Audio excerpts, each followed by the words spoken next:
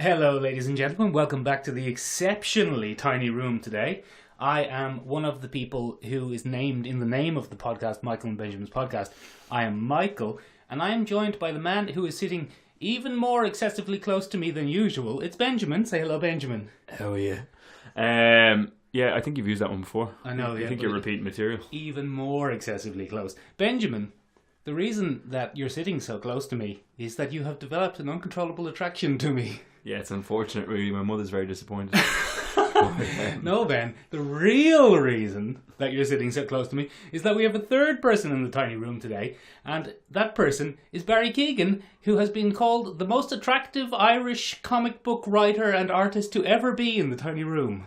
That's very true. Probably the only one, really. Well, so far, yes. That's one way to spoil a compliment, Barry, but fair enough. That doesn't take away from it. Ben, theme music.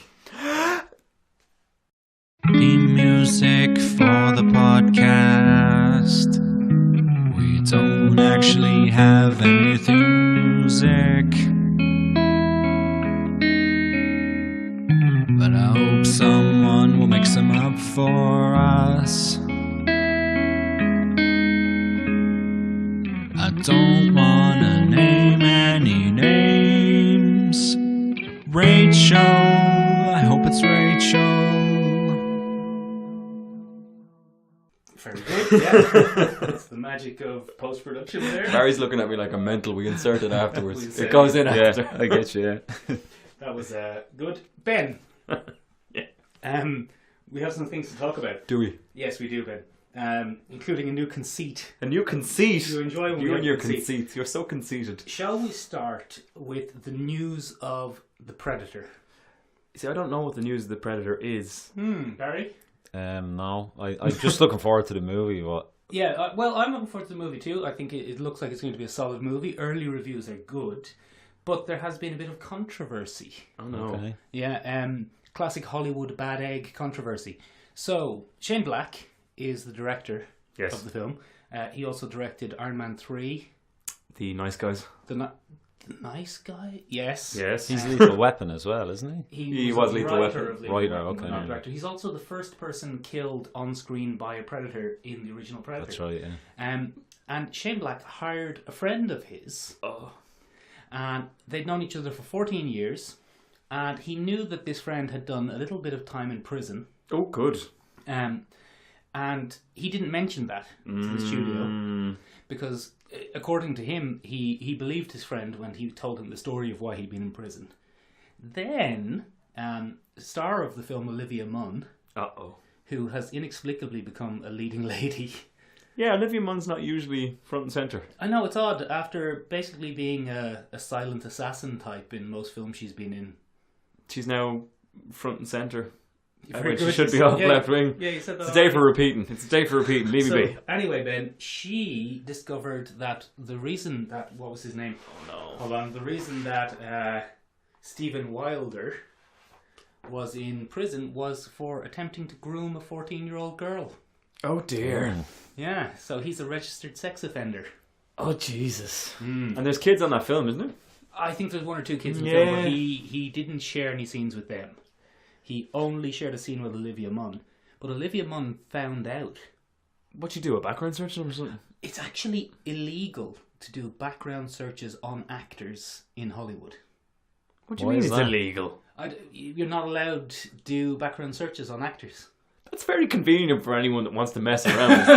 It's perfectly set up, really, isn't Yeah. it? Like, yeah. Are you saying there's some sort of conspiracy at play? I think a couple of people said that about 8 months ago, Michael, with a That's little true. hashtag called me too. Yeah, I think we covered that one. So Olivia Munn reported this find to Fox, Fair. and they have cut his scenes. I don't see anything wrong with that. With that, yeah, no, you're right. I'm going to have to come out and say that I'm perfectly okay with that. Well, Ben, that's the conceit I've planned for today. Oh. I've planned a new conceit. Then it's going to be a new segment. It's called The Devil's Avocado. And you have a little I've drawing. drawn a little picture Of of Devil's so Avocado. Oh, nice. You're very brave showing that to an actual artist when he's in the room. He's an avocado, Ben. I can see And that. he's also the devil. You'll see he has a little beard here and a pitchfork. Horns as well, is He's it? got horns here Nice, and devilly eyebrows. Barry, I had no idea this was going to happen. I'm so sorry. So, The reason, Ben, that this section is called the Devil's Avocado Go on. is it's like the Devil's Advocate. Oh, it's a play on a word. It's a play on a word. So, what the play is, I'm not necessarily saying this is my opinion. Actually, it's not my opinion. It's not my opinion. This isn't my opinion. I'm just playing the Devil's Avocado. Yes, okay. Should he have a voice? Right, no. Okay, no, hang on. Podcast gold. This is great, Ben. He lost his chance to a voice when he failed to mention the fact that he was a registered sex offender. No, not the Devil's Avocado. No, he can have a voice, but this, what is it, Stephen Wilder? Stephen Wilder. They shouldn't have brushed the fact under the rug that he was a bloody sex offender. Hang on. Well, hold on. You see, here's where I'm going to Devil's Avocado you. Oh. There are lots of people in Hollywood, in films, who have done time in prison and are allowed to be in films. And often it's the fact that they've been in prison that makes them worth casting. Is it known what the crime is when they're hired on the set as a former prisoner? Well, let's talk about, let's say, Mark Wahlberg. Marky Mark? Who... No. You brought it up. I wouldn't do the voice, but you brought him up. Marky Mark was sent to... did he go to prison? Anyway, he was charged with the racially motivated assault of a Vietnamese man. Yeah, he beat up a Vietnamese guy. Attempted murder. It wasn't great. Yeah. Danny Trejo. Yeah. In and out of prison his entire life before he reformed and became an actor. He found Jesus. Did he find Jesus? Yeah. In prison? It was possibly Jesus. It was his cousin. And once he reconnected and filled that gap, it was grand. So what I'm saying is, Ben, is the American, not judicial system, the American prison system, is it not supposed to be correctional rather than punitive? Yeah, but okay, here's the thing. Right. Wasn't disclosed what his crime was. Well... For better or worse, sex offenders are far more hated than violent offenders. Which for is better or worse. It's interesting. Not my opinion. The Devil's help me Avocado. out here. Well, yeah, no, I think depending on the crime, there's more of a stigma to them. So I think with sex offenders, there's a high kind of stigma to it. So maybe, I suppose you get why a movie studio doesn't want to be associated with that. Yeah. Like, but I know what you especially mean. in the current environment. Yeah. Especially with what's going on in Hollywood at the minute. Like, you just can't do that. I mean, you may as well ask if it was right of Olivia Munn to background check an actor. Like, well, is that, if it's illegal, it's illegal. I imagine she didn't. I imagine she was informed. By somebody else who Yeah. knew. Yeah. See, that's the thing. I don't think I'd mind, only Shane Black probably should have done his due diligence there and not just believed his friend at face value. Well, Shane Black... We'll never know what Shane Black believed or didn't believe. Shane Black is now saying he should have checked. Yeah. That he thought it was something relatively Yeah, that's minor. fair enough. Like, Yeah, I think that's a due diligence thing. Like, you don't. how long did he know this guy for? 14 years. So when this happened, when this guy was in prison, was he friends with Shane Black Yeah. then? And Shane Black didn't know Well, why he was in prison. He Like. heard this guy's version of it. And Should have heard some other people's version though. Like, you well, know, that's what he has heard now. Yeah. Well, that's what he has said he's heard now. We don't know. We don't know who's covering their ass or... Look, we're neither here to confirm it. Sorry for such a controversial topic to start you off, Barry. Like, I had no idea this was coming up. Well, look at You the should have Devil's told me. Avocado, Ben. Look at him. Look at his little archy eyebrow. So anyway, the end of this segment is the Predator's Predator. Yay or nay? Okay or not? Very good. Yeah, okay. Moving on from there, Michael. Moving on. Benjamin, Jesus. during the week, I sent you a link You did. to watch. Ben, realising that you are not the most gifted when it comes to hand-eye coordination, Not at all. I have sent you a video of a computer game Yeah. called Cyberpunk 2077. Yeah. What did you think of that?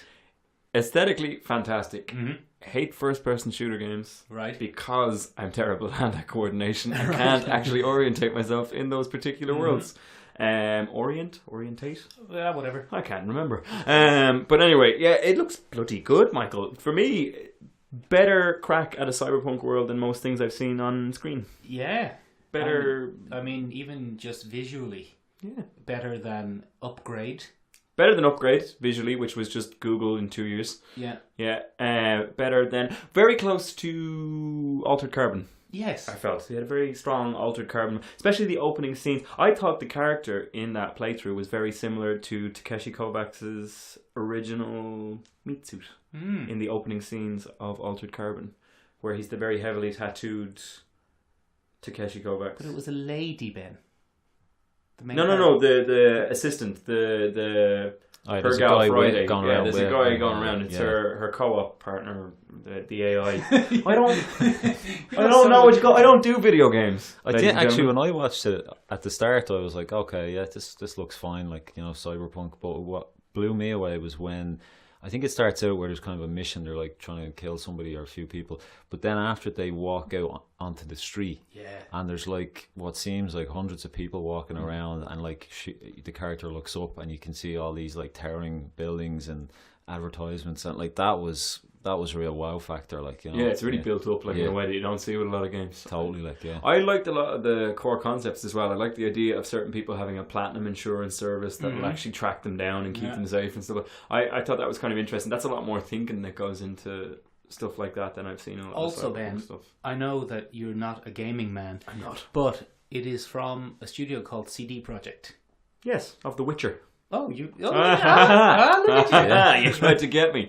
I got you first. And The Witcher, Ben, is generally considered the best PC game ever made. How do you feel about the recent casting choice for Geralt? Oh, the Witcher is going to be played by the Superman. By the Superman, by Henry Bloody Cavill. Yeah. I don't know. The Witcher has a bit more of an edge to him than Henry. Although, having said that, Henry Cavill was quite good in the latest Mission Impossible. He was. He's a good actor. I always enjoyed the much maligned Man from U.N.C.L.E. reboot that Guy Ritchie did. I thought it was a very good film. I thought he was a very good character in that. Have you heard about? I think it was I was listening to a podcast during the week, and they said, "What? What do you mean you were listening to a podcast during the week, Barry?" But they said there's some artist called Boss Logic. Have you ever heard of this? Yeah. He's the guy that does all the mock-ups. But he done a mock-up of Henry Cavill as the main character from The Witcher, and I think it got shared around on social media. But Netflix, I think, because this is going to be a Netflix series, sorry, I think they responded and said something like hinted as in, like, you know, we'd be interested in this, or, you know, something like that. Like, so I don't know if that's where the original idea came from, but on this other, what I wonder is he going to have a fight in a Jax? Is that a core? Is it core Henry Cavill? He has a fight in a Jax. He loves a fight. The Man from U.N.C.L.E. Do you think he's going to reload his guns like he does in Mission Impossible, where he like flicks the cuffs and kind of like he's reloading his biceps for the next round of punching? Yeah, probably. Well, yeah, he could be in some kind of tavern in it and go into, like, you know, Yeah. really disgusting toilet. Like, Yeah, that would be really gross. Yeah, I thought he'd be a bit older because Geralt is quite grizzled. No? He's grizzled, but I mean, he's grizzled in a medieval sense, which is probably everybody. He could be 20 in the game for all we know. Yeah, fair enough. Fair enough. Look, Ben, I'm still struggling to get into The Witcher 3. It's a bit too complex for you. No, it's just hard to get into. Look, I don't want to talk about myself too much, but I like being good at games, and I've been playing Skyrim for 5 years. And now you're really good at Skyrim. I can start a new game and I know exactly what I'm doing, and you know what I mean? And then The Witcher, I'm a bit at a loose end. And you know the way sometimes, Michael, you say that I give away about too much about myself on the podcast? Yeah. I think we might have reversed roles this week. Ben. Yes. Iron Fist. It's a show that's on. Boo. No. Barry. Iron Fist. I actually avoided season 1 because it got such bad reviews. Like, so yes, Barry. I didn't actually watch Barry. 10 points for Barry Keegan there in the studio, ladies and gentlemen. Well, look, I have seen half of season 2. It is considerably better. I don't think that matters. I'm not saying that it's necessarily good. Can't polish a turd, Michael. Well, you can. Can you skip to season 2, Michael? Yeah. Yeah, I think so. Yeah, I'd say you could. The main flaw of it is the villain. He's the Steel Serpent. Davos, isn't it? Yeah. And the actor who plays him is tiny. He is tiny. You're such a sizist. I'm like, he would make you look like a giant. That's an impressive feat, given how below averagely tall I am. He is tiny. He is smaller than all of the female characters in the show. No. He is absolutely tiny. There's one scene, without spoiling too much, there's one scene where he's being seduced by a lady, and the lady looks like she could beat him up. He's just... It's not a great choice. He's tiny. Someone somewhere made... I know, Ben, that I'm a bit obsessed about height. You are. But I'm exactly the average height for an Irish man. I am. He has several studies to prove I it. can He's prove commissioned it. some Yes. research from the Irish government. But this guy is tiny. He is so small. What height would you say he is? I'd say he's maybe 5'4". That's quite small. But he's also slight. He's not just small. He's not just a...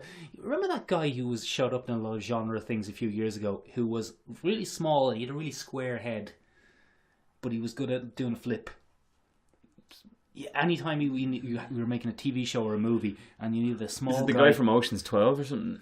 The Asian actor? No, he's American, I think. But he's a little square head and he's good at doing a flip. He's good at doing a flip. Yeah. So he's a good little acrobat character to have thrown in there. He's about his height, but not the build. He's tiny. No idea. It's a real problem. Barry, have you found Mick doing the thing yet behind you where he kind of measures himself up to it? He will. Don't worry, it's I've coming. already checked Barry. He's coming. Categorically told You'll see it at one point. Mick will just sidle up next to you and he'll offer you something, but what he's really doing is sussing out where the shoulders line up, and he's just like, oh yes. And you'll see a little air pump when he gets Well, it if right. you're not that tall, like you say, you're fairly well built, Michael. Thanks. You know, yeah. Thanks, I appreciate it. Excellent.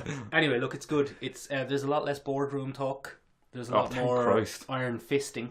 Oh, stop that, Michael. That's I didn't name We the have show. guests today. I didn't name it. We have guests That's today. the name of the show. You can't be doing that. He iron fists. Oh, stop it. He iron fists. You're being facetious. No, look, I'm trying to finish his thought. He iron fists twice in the opening 3 minutes. Right? Twice in the opening 3 minutes. Who's the poor victim of such iron fisting? The Chinese. Oh, And it's a shame because they're The whole race? Yeah, they're a grand bunch of lads usually. Yeah. But especially if you're producing the Meg. the one of the biggest drawbacks of the first series, one of the things that people didn't like, was how little Iron Fist there was. I think he didn't do the Iron Fist until episode 6 or 7. And then he Iron Fists twice In the opening 3 minutes. So I think that's a nod to the fans, like, hey guys, look, sorry, We got this. we got it. We know what you want. You want to see some iron fisting and some punching the Chinese lads. Well, neither Barry nor Michael have seen the end of it, and I have spoiled it for myself because I have no interest in watching it. And I enjoy a spoiler and being caught up on things, even though I don't have to watch them. There's a lot of controversy Is there? about the ending. Oh, And we'll get to that as soon as you've seen the whole thing. There's no point in me spoiling it for either of you. all right. But if anybody who's listening to the podcast wants to spoil it for Michael, comment down below No, on don't. either the Instagram or on the YouTube channel. No, don't Let us do. know. Go on, spoil it for him. Go on, wreck his day. No, but yeah, there's a lot of controversy about the ending. Is it? Look. Look, there's no point in guessing. There's no point in guessing because we Is won't it go into it because we is don't it want a to spoil it racial for thing? Barry. Is it a racial thing? No, it's not a major racial thing. It's more of a woman thing. Oh. Yeah. Anyway, we'll get to it when you've seen the whole thing. I'm looking forward to your thoughts on it. Anyway, moving on from there. Why do we have noted author and artist of Irish comic books, Barry Keegan, in the studio today? You invited him. Oh, yeah. Remember? Oh, yeah. You said Mick, I'm going to invite Barry. Yeah. We did that, didn't we? That's it. Barry, why are you here? Because you invited me. Fantastic. No, we are here today because Barry has written and illustrated his very own comic book on Irish mythology, a subset of mythology that I feel is very overlooked quite often, and I was delighted to read The Bog Road. You mentioned it once or twice. I've mentioned it once or twice, repeatedly. Some might say, but yeah, it is a very good graphic novel. So we reached out to Barry, and Barry has been kind enough to come into the tiny room, making it tinier than usual. Yeah. So that's what we're going to talk about this week, Michael. We are. Barry, get us started here by telling us how did you get started in the whole comic book world? Well, I suppose just as in, like, I've always enjoyed them, like as a medium. As far as getting into it, I just met up with Rob Curley. I wanted to kind of actually do some comics, like, and get paid for them, like, and Rob was willing to do that, like, so I worked with Rob a good few years ago on an Irish book called The League of Volunteers.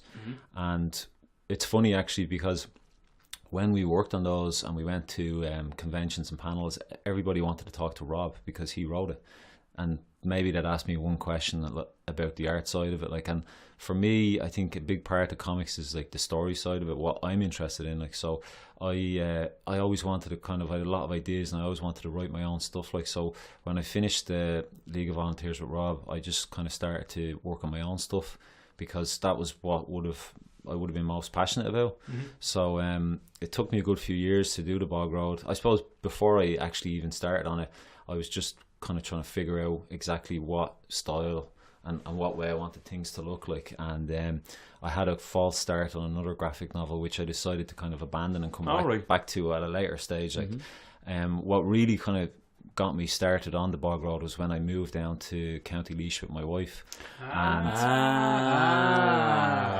We were wondering why Laois. Yeah, and yeah, it was just like I used to work shift work, as in like I might be in on a weekend, and then I'd have like Monday and Tuesday off. So there was never really anyone around, and I knew a guy down in Laois who he wasn't working at the time, and he knew a lot of like really cool spots like to go.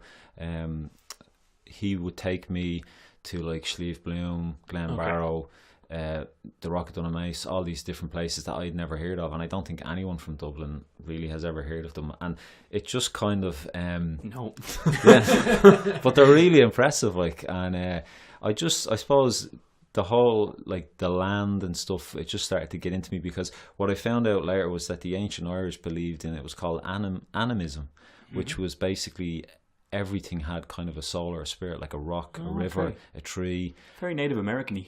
It is. It's funny. It's quite an eye-opener, because when you read about it, like the one thing that kind of really stood out was like there was, I think it's like 6 trees. They're called chieftain trees, like, and these are kind of the most highly revered trees to the ancient Irish, like, and one of them was the yew tree.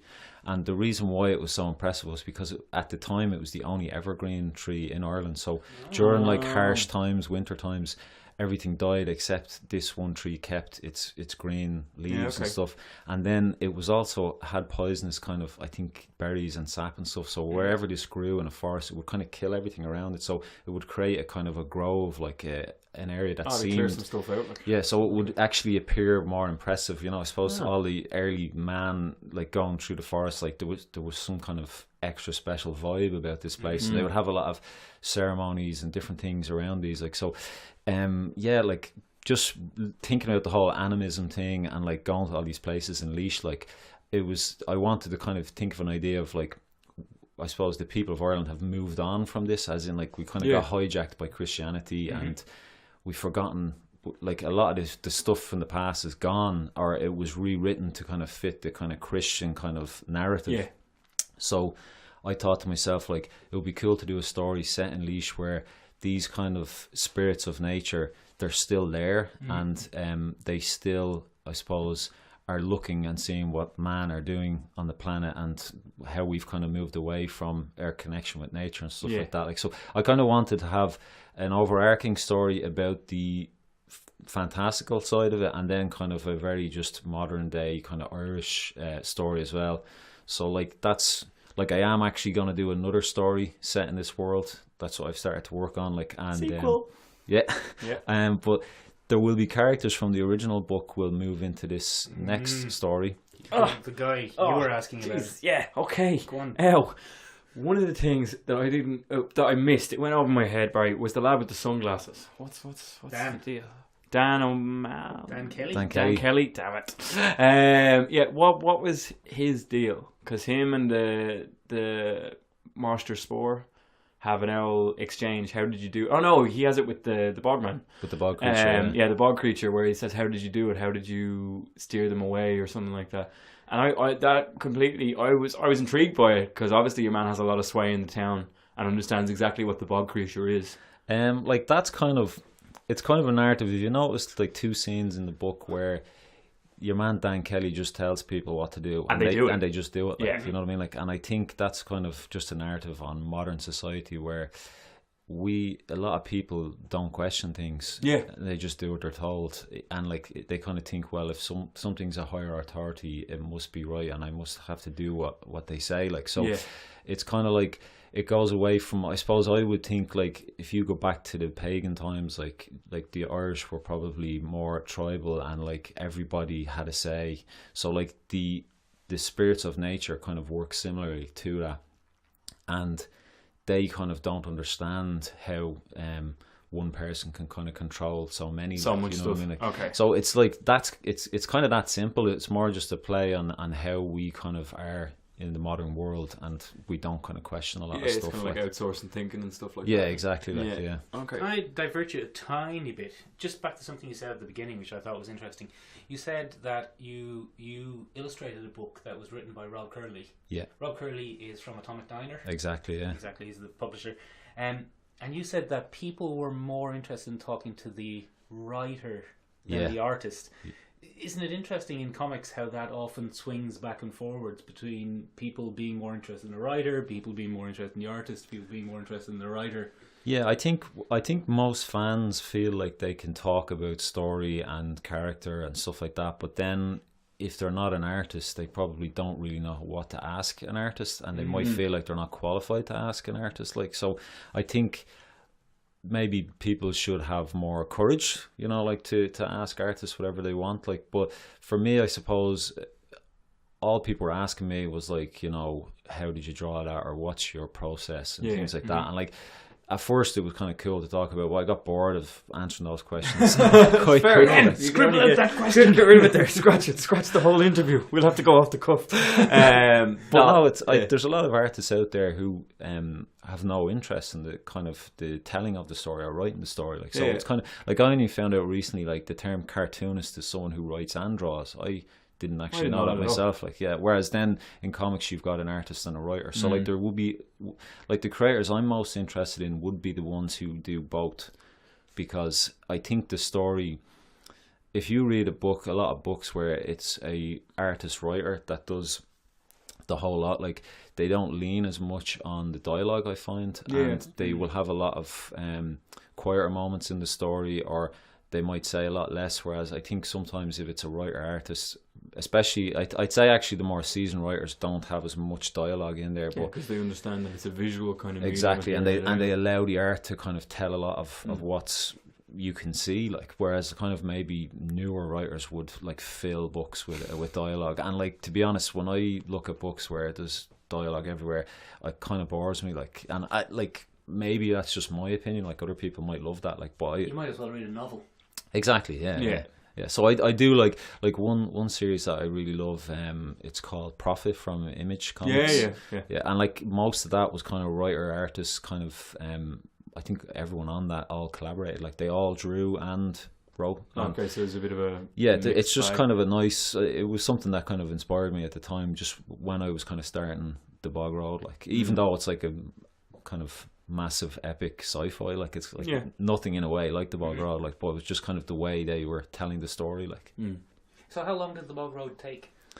Well, I do it in my spare time, like, so. Okay. I could do like an hour in the evening, like when I'm at home, like, so I can normally do 1 page a week, and so yeah, it took me nearly 4 years to do it. Like, wow. Yeah. Okay, it's a commitment to a That's project. a labour of love. Yeah. But I think like the fact that it was a story I really wanted to tell, it just that's what kept me on course, like, and just I suppose just the kind of urge to put out a story that was very Irish, and kind of hopefully that would sit in there with the I don't know if I'm using the right word here, like the pantheon of all the other Irish absolutely. books and stuff. Like, It's okay, we use words wrong all the time. Don't worry about it. You can just wade in and we'll do a retraction on it next week. But yeah, I think that's the right word. No, for me it was really interesting to pick up your book because I don't see a lot of Irish mythology represented in modern kind of takes on it, or modern adaptations. Like, you read things like Sandman or anything like that, and in the Marvel pantheon you have Thor. Like, Norse mythology seems to be right at the front of all that these days. Do you know what's funny? Like, I think a big reason of that is because all of that mythology, I think, has a lot more kind of actual written works from long ago. Whereas in Ireland, when Christianity came to Ireland, and they I suppose took over. Like they kind of changed a lot of the stories, and I suppose what didn't help as well was that the pagan Irish, like the Druids, were their job was to kind of tell the stories. Yeah. Like I suppose orally, like so there was they never wrote anything down, like so it's kind of harder to know exactly kind of like the details of what actually went on back then. We don't have the same canon to go off. Yeah, because I was going to ask you that in general, like, do you find it difficult to research for stuff like this, or did you have people who helped you out, or? No, like I see. The thing is, I think a lot of people have read it and think like that I'd done like tons of research, like, but it was more like.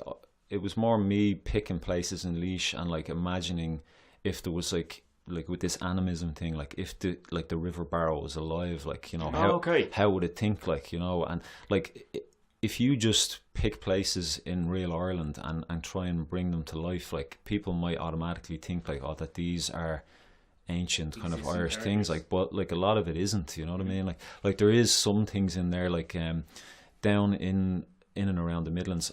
I was in a lot of shops and I would see like they would sell all old bog oak and stuff like this, but what I seen a lot was like these little it was saying a black bogcat, a lucky black bogcat, like, and I couldn't find anything online about that, but I just liked the idea, like, so in the story, like when they need to get across the bog, like these two black cats come along like to help them, like, so I think so different things I felt were kind of relevant down in that region, like I tried to kind of bring in, like, but yeah, I wasn't like this pure like ultra research mode where I was like, I'm sure, you know. And how have Midlands readers taken to it? Yeah, like it's brilliant. I'm getting really good feedback. Just a lot of people actually kind of come over to me and said like, why on earth did you set it there? Like almost like we may or may not have had that thought ourselves, Barry. But yeah, like, so I suppose I wanted to. A few people have said maybe it took someone for an outsider to come in and see what was there that most people just took for granted. Yeah. So you know, but yeah, I think everybody's loving it. Like they're really kind of inspired and just blown away. And I think it's because like at Dublin Comic Con, this Greek couple came over to me and they bought the book, and then I was telling them about the map at the back and the different places, and they said they had been to the Rock of Dunamass, like, but there was loads of other places they hadn't been, so they were like, we're gonna go and check all these out, like, you know. So that was kind of cool to almost inspire someone to go down and have a look at these places, because just places I kind of fell in love with and thought were amazing, like, so it's cool to kind of have it.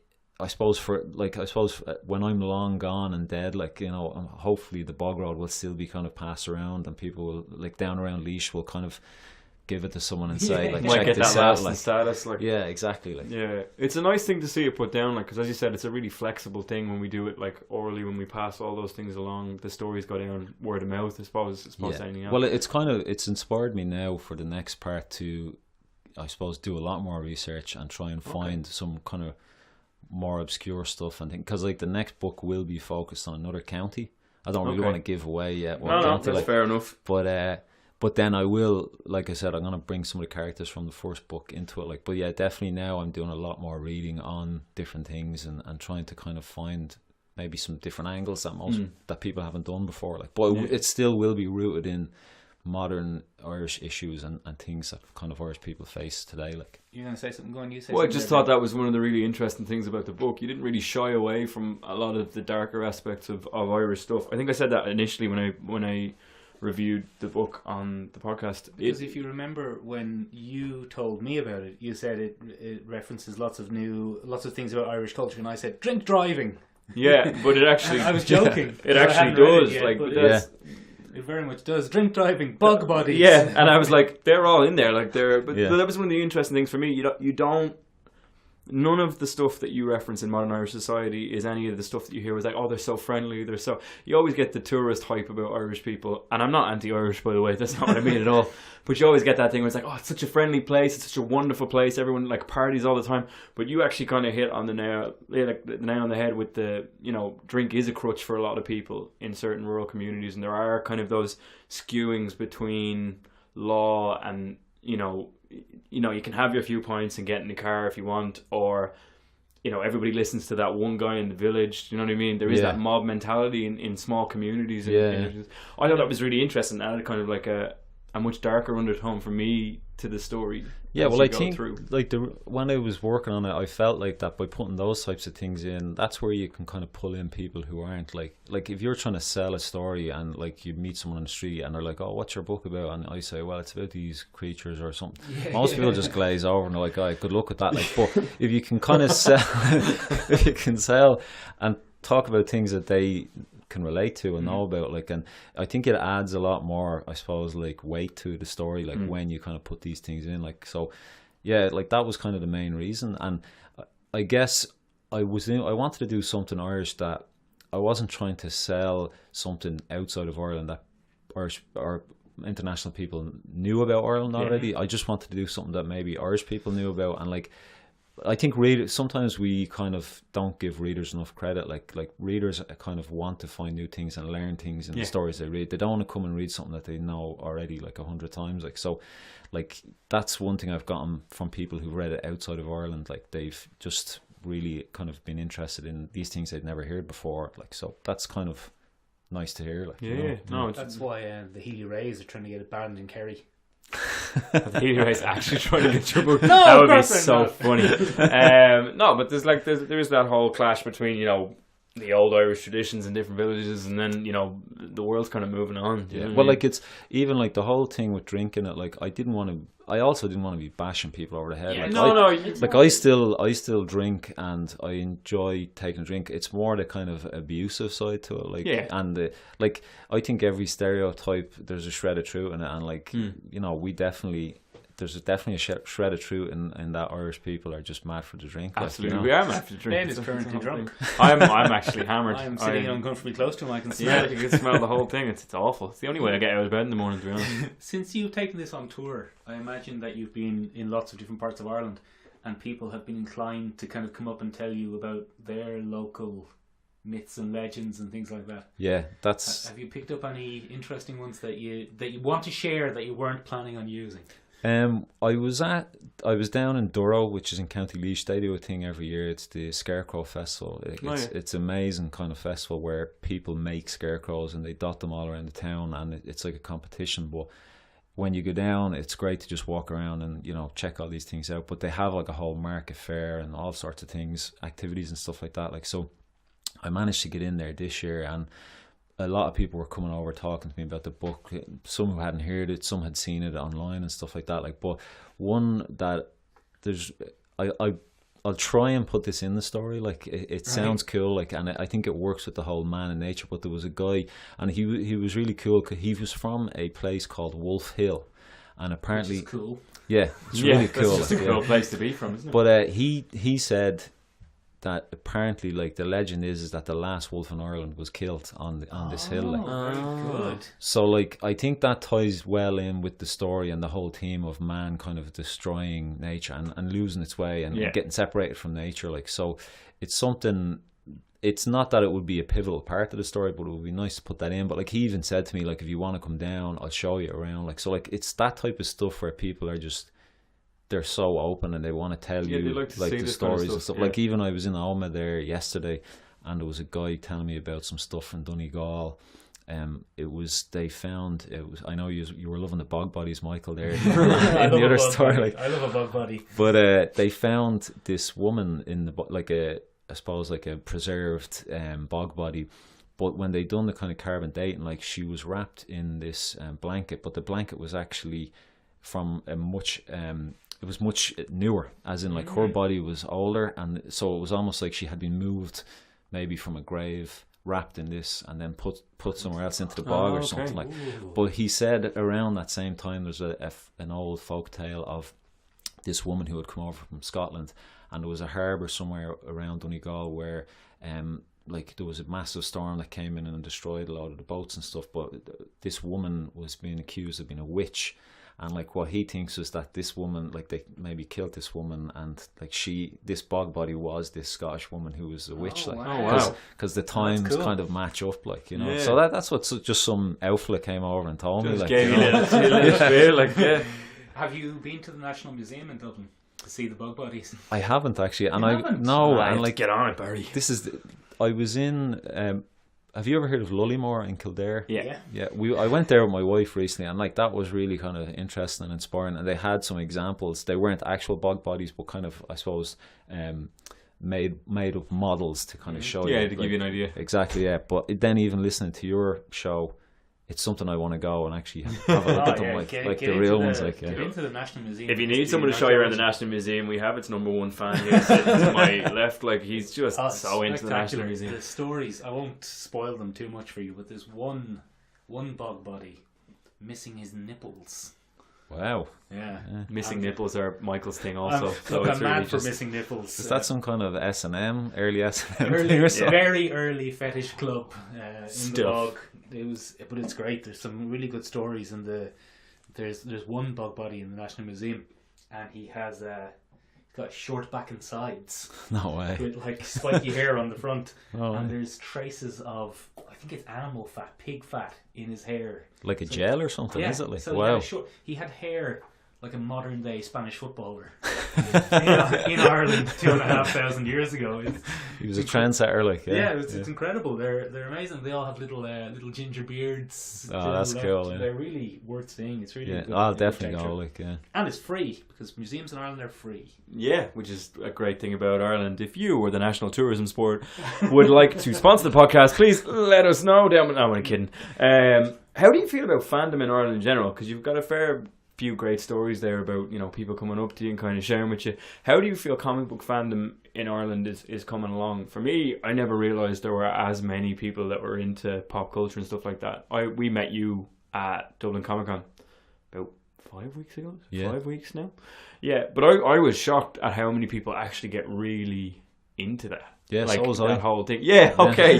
Grand. Because I came and I was like, there'll be a few people here who've been into comic books, and, you know, but there's so many people into it now. And there's 10,000, was it? Oh, it was sold out like most of the days or something. Yeah, no, it's definitely, it seems to be kind of gaining in popularity and getting bigger and bigger every year. Like, I know the anime kind of cosplay scene is huge, and get like that's probably what will grow more than anything. And then I think a lot of the big Marvel movies and DC movies, like that's kind of, I think, helping people come in then and read up more stuff, like try and find more stories on these characters and buy comics and stuff like that. Like, but yeah, it's like, it's great to see, you know what I mean? Especially if you're doing something that's like an Irish story like that.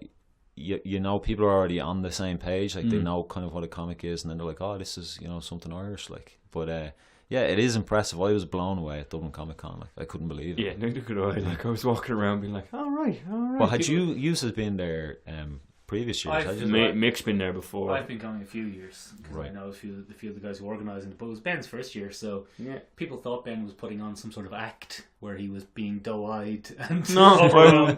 I was genuine. I would stop people because we did the interviews on the YouTube channel, and I would stop people. I was so impressed by people that would build these costumes from nothing. And I think like some people were looking at me like, all right, man, you know, tone it down, you don't need to be so over the top about it. But I was genuinely looking at some people going like, holy, I'm not going to curse. You can't curse, Ben. It's a family podcast, Michael. So has that inspired you to kind of do a really high-end costume? I'm not built for cosplaying at all. I don't find it appealing, but what I really enjoyed, for myself, what I really enjoyed was talking to people and kind of getting to understand what made them do it. Do you know what I mean? Yeah. I'm not big on like hardcore fandoms or anything like I've never really...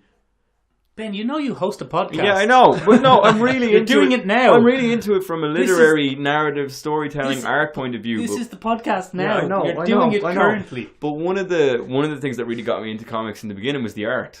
Like I didn't mind so much. Like I'd always read a lot as a kid, and the art was a new way for me to like the devil's avocado that you're showing everybody. Look at him, Ben. Look at his teeth. They're so sinister. Yeah, they're so sinister. They're very creepy. Well done, Michael. Oh God. But for me, that's what got me into it. But I never really connected on a massive level or felt the need to defend a superhero or my fandom or anything like that. Like, I'm a huge Batman fan, but if Mick makes fun of Batman for being a bit rubbish, I'm not going to go, no. It's like, but it's interesting for me to listen to the stories that other people tell me about fandoms and why they choose that character and what makes that character special to them. Because I don't have that kind of connection with the comics that I read and stuff like that, but they do, and that's what makes it really interesting for me. Well, I think I'd be kind of the same as you, Ben. Like, I got into comics for the art, and then I suppose the whole storytelling like that. You can tell any story you want, and you don't really need a big production team or anything like that. So that's kind of what I love about it. And then the whole fandom thing came after that. So I always feel like, in a way, for the fandom side of things, I'm kind of like an outsider or an observer. Like, you know, I do love it, but whatever it is, I can't get crazy into any particular kind of genre, character, or whatever myself. It's just not who I am. But it's amazing to see everyone else in the room. Give Barry a hard time there, like you gave me a hard time. No, he likes my avocado. Yeah, all right, fair enough. I reckon that this avocado is going to be in Barry. It's going to be mysteriously evil. He's going to be a foreign invasive species. Yeah, there's going to be a sinister avocado. We've got a few minutes left, Barry, before we wrap up. We're all Dubliners here in the room. Yeah. Do you have any Dublin myths or stories that have interested you recently? Do you know what I have? I have my favourite one. I don't know where it comes from. Mm-hmm. That would probably be the one I'd like to talk about the most. Go on. But it probably doesn't qualify as a Dublin one, I don't think. All right. No, all right. We'll be the judge of that. But have you ever heard of the stray sod? No. Right, this one is, to me, amazing, and it's my favourite. So the folklore legend part of it is that it's like, if someone steps on the stray sod, it's kind of, they become enchanted, and if they're in a place that they know, they become disorientated, and they actually can't find their way home, like, or they can't find their way. So if they're in a field or whatever, and like there's different ways to get around that. Like, I think if you put your jacket on inside out, you know, you can break the spell. It's a counter. But here's what I love most about it. When I was in a previous job, one of my bosses who told me about the stray sod, what he said was that a lot of people back in rural Ireland times, like, think of old farmers and stuff like that, like, you know, they'd probably be working all week. They would say, go to tell their wife, I'm going to the pub, and they'd go down, like, they might walk across a few fields. They'd go in drinking that night, and like, they'd get absolutely like rotten drunk, like, you know, like just ossified. And they'd come home, and probably at like 4 or 5 in the morning, and it'd probably take them hours. They just didn't know where they were going. So like, they probably leaned on the stray sod and told their wife, I stood on the stray sod and I couldn't get home. Like, so it's kind of like, what I like about it is it's an old folk tale that was kind of used, that had a utility, you know, to I suppose not get in trouble. It's useful. Like, it's the olden days equivalent of the modern legend of the bad pint. Exactly. I drank a dodgy pint. Dodgy pint, It wasn't the 7 pints I had before that. It was that last. That eighth one was a dodgy one. Dodgy pint, I suppose. What about yourselves though? Have you got any good Dublin ones? Like, for me, we're all from roughly the same area, as it turns out. Yeah, as it turns out. For me, the intriguing one, because I grew up a 20-minute walk from the Hellfire Club. Yeah.